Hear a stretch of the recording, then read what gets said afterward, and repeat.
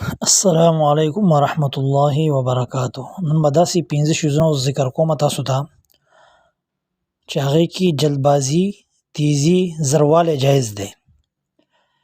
امام حاتم فرمایي جلدبازی شیطان کرده مگر 15 شیزونو کې جایز ده. جلدبازي، تیزی جایز ده، زروالی جایز دی. ټول نه مخکې اول شی چې کوم دی میلمستیا.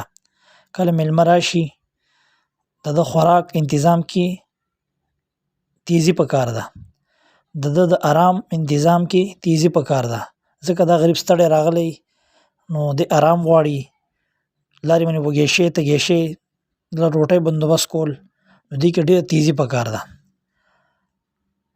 دویم شی چې هغې کې جلدبازي تیزی پکار ده هغه مړي ښخولو کې، د هغه دفن کفن انتظام کې او د هغه جنازې کې څومره هم زر تیزی کیدی شي دا کول پکار دي. دریم چې کله جنۍ بالغه شي د هغې رشتې کولو کې هم تیزی پکار ده، جلدبازي پکار ده. څلورم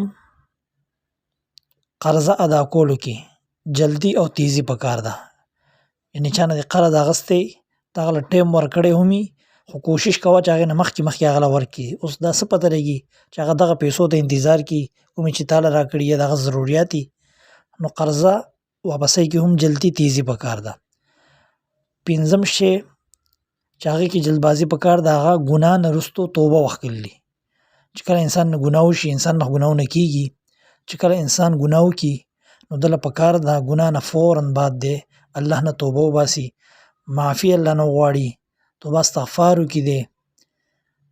نو دغه 15 شیزونو کې جلدبازي